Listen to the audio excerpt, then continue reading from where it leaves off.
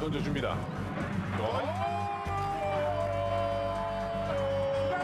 나왔습니다. 인도네시아. 자, 굳이 뒤에 들어갔던 고랑태구 티난다 선수의 골입니다. 자, 그리고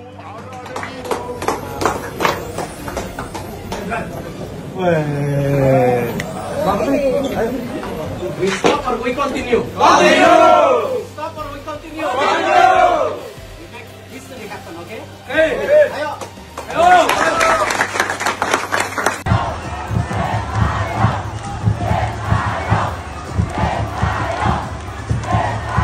Ya, di bawah pimpinan pelatih kepala Sintayong melaju ke babak perempat final, membuat sejarah. Sekarang kita sudah ada 8 besar. Itu berimbas dari kemenangan kita atas Jordania. Tidak ada yang menduga bahwa Rizky Ridho dan kawan-kawan bisa mengalahkan Jordania dengan 4-1. Melesakkan 4 gol di gawang Ahmad Juaidi, penjaga gawang Jordania. Ini tidak mudah. Jordania ingin menang, karena itu target mereka. Tidak boleh imbang, apalagi kalah. Starting 11 yang dimainkan STY itu dengan 3-4-3 tetap dipertahankan. Ya. Dengan ada Ivar Jenner. Kelihatan sekali bahwa kita memang kuat. Nah, kita lihat ketika Marcelino bisa membuat gol dan kemudian ada gol cantik dari Witan Sulaiman, ini sudah memukul mental dari pemain-pemain Jordania ketika di menit 40. Dimulai dengan pergerakan dari Marcelino dan Rizky Ridho, pemain belakang ada di depan. Bagaimana dia bisa melihat ada pergerakan yang sangat bagus dari Marcelino, kemudian dia tidak menahan bola, dia langsung memberikan searah dengan penetrasi ke dalam dari Witan Sulaiman. Dan Witan tidak menunggu lama, karena dia dikawal juga oleh 2 pemain dari Jordania untuk dia memplacing bola dengan kaki kirinya dan menaklukkan Ahmad Juaidi. Gol kedua ini yang saya pikir sudah memukul bagi Jordania, karena mereka tidak menyangka ya, ketika mereka asik dengan bermain untuk mungkin mengambil ball position ya, untuk menekan kita, tapi kita mendapatkan di babak pertama sudah 2 gol. Itu yang membuat rusak mental mereka. Sudah tanggung, sudah di babak 8 besar perempat final, dan STY sudah membuktikan, mewujudkan ya bagaimana dia mentargetkan untuk bisa lolos ke 8 besar, tinggal menuju ke 4 besar. Tapi nanti dulu, sekarang kita amankan babak 8 besar. Kesepakatan dengan Pak Erik sudah selesai, dan selamat buat STY, karena di video saya sebelumnya juga Pak Erik sudah menyiapkan tanda tangan untuk perpanjangan kontrak baru sampai 2027. Saya pikir dengan hasil ini sudah pasti ya STY mendapatkan kontrak itu, tidak perlu menunggu ya. Mungkin balik dari Piala Asia U23 ini ada tanda tangan langsung dan dia sampai 2027. Coach, bagaimana pandangan Coach melihat situasi timnas di bawah asuhan Coach Sintayong sekarang, Coach? Ya, berkembang sangat pesat sekali menurut saya, karena sudah boleh dikatakan mayoritas pertandingan itu bukan dengan klub selevel ASEAN ya, Asia Tenggara ya, tapi Asia pada umumnya, dan hasilnya cukup baik. Saya merasa cukup baik. Beberapa tahun ini mampu mengikuti Piala Asia, mampu mencapai level lebih tinggi daripada sebelumnya ya, bukan Piala Asia Tenggara saja, tapi sudah mulai berkiprah di kompetisi besar di Asia ya, tertinggi di Asia di beberapa kelompok umur. Kalau kita bicara bahwa Indonesia sekarang ini mulai mencapai level itu, saya rasa sudah lepas dari mereka. Sekarang kita lihat ya, dulu Indonesia sering kebobolan karena bola tas, crossing bola tas. Sekarang kita bisa lihat hal seperti itu sudah terjadi lagi, karena ya sudah lepas dari postur pemain yang naturalisasi yang sangat membantu dalam hal itu. Tapi pada intinya teman-teman, para pemain kita jangan sampai nervous alias gugup, jangan sampai panik. Karena memang ini pertandingan yang penting. Ini pertandingan bagaikan final sebetulnya bagi Indonesia, walaupun masih berada di fase grup. Karena jika Indonesia berhasil mendapatkan poin, sudah pasti kan lolos dari fase grup. Kalau kalah, nah tersingkir. Jadi ini adalah pertandingan bagaikan final. Artinya para pemain harus bermain dengan level ketenangan yang dibutuhkan sesuai dengan yang mereka tunjukkan, atau seperti yang mereka tunjukkan ketika lawan Australia. Ketika lawan Australia, walaupun timnas kita digempur habis-habisan, ya istilahnya 1001 malam, tapi para pemain kita juga tidak melakukan kesalahan. Enggak, tidak melakukan kesalahan di lini pertahanan. Karena apa? Karena mereka tenang dan mereka percaya diri. Dan saya harapkan untuk pertandingan ini jangan sampai overconfident karena bisa mengalahkan Australia. Jangan. Tetap rendah hati dan tetap fokus kepada rencana permainan dari Sintayong. Ya memang selama STY pegang kan nggak pernah terlalu tajam. Maksudnya tajam itu adalah sangat agresif, sangat produktif kan nggak pernah. Kecuali di Hanoi 3-0. Tapi di Hanoi 3-0 timnas senior. Catat ada Tom Hai, ada Ragnar Oratmangun gitu. Kalau Rafael Strijk kita bicara sebagai andalan di depan, kan belum bikin gol juga. Soal bagaimana cara bermainnya tidak akan inisiatif kontrol, jarang. STY itu nggak begitu kalau kita lihat karakternya, karena dia pragmatis.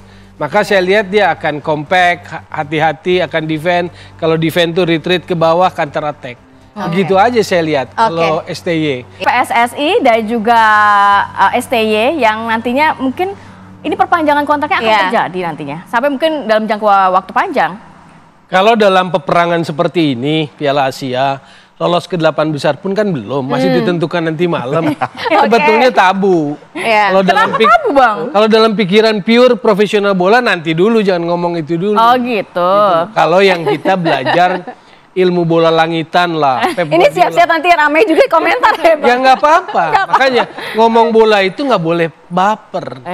Skuad Garuda ini kan juga jauh lebih baik gitu kan, ada tren positif gitu paling tidak. Tren positifnya apa? Terlepas dari menang, terlepas dari waktu Qatar itu wasitnya kontroversial, itu firm, kan juga kalah di situ. Jadi kan ada fluktuasi, ada belum konsisten gitu loh. Jadi menilai bola itu seperti apa sih? 8 besar, lolos 8 besar itu buat siapa? Buat kepentingan siapa? Buat kepentingan sepak bola Indonesia atau buat kepentingan STY? Sebelum lebih lanjut, jangan lupa klik tombol jempolnya. Karena jempol kalian adalah bukti kalian cinta timnas Indonesia.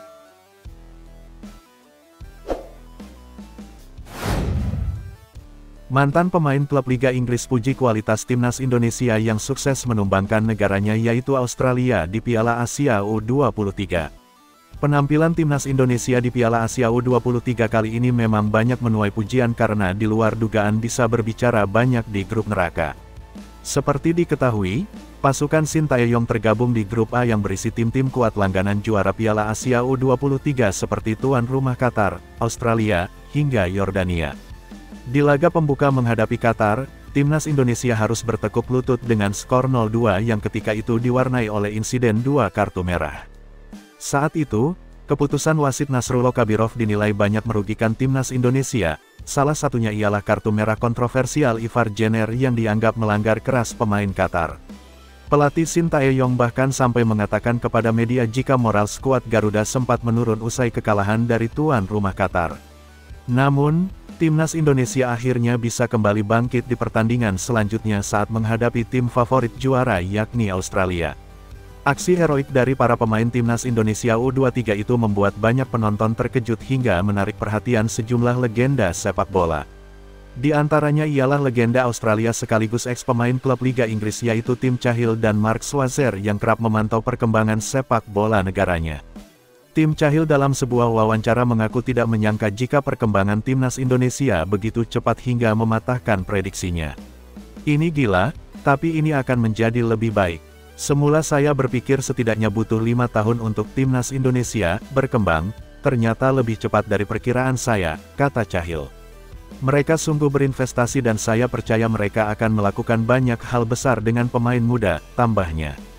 Di sisi lain, ex-penggawa Liga Inggris lainnya yang juga legenda Australia Mark Schwarzer mengungkapkan kekagumannya terhadap timnas Indonesia. Secara khusus, Mark Schwarzer memuji kualitas dari kompetisi lokal Indonesia yang semakin berkembang meskipun ada hal-hal yang perlu dibenahi. Mungkin saya baru menonton beberapa pertandingan kompetisi Indonesia, tapi saya cukup kagum dengan kualitas kompetisi di sini, tutur Schwarzer. Bukan tanpa alasan Mark Schwarzer memuji kompetisi Indonesia. Pasalnya sang anak yakni Julian Schwarzer merupakan kiper dari klub Liga 1, Arema FC di musim ini. Mantan kiper Chelsea itu bahkan beberapa kali terlihat datang langsung ke Malang untuk menyaksikan sang anak yang tengah memperkuat Arema FC. Erik mengungkapkan hingga saat ini PSSI masih merasa puas dengan kinerja Sintayong di tim nasional. Ketua Umum PSSI Erick Thohir menegaskan pihaknya menjunjung profesionalisme terkait perpanjangan kontrak Shin Tae-yong sebagai pelatih timnas Indonesia. Erick menyebutkan, PSSI sudah menyiapkan kontrak hingga 2027 buat Tae-yong. Kendati demikian, lanjut Erick, kontrak tersebut tidak diberikan begitu saja kepada Tae-yong.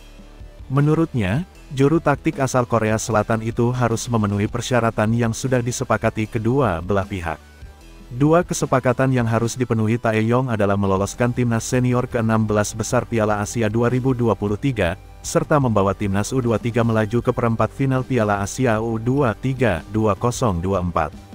Dari dua persyaratan tersebut, satu sudah dipenuhi.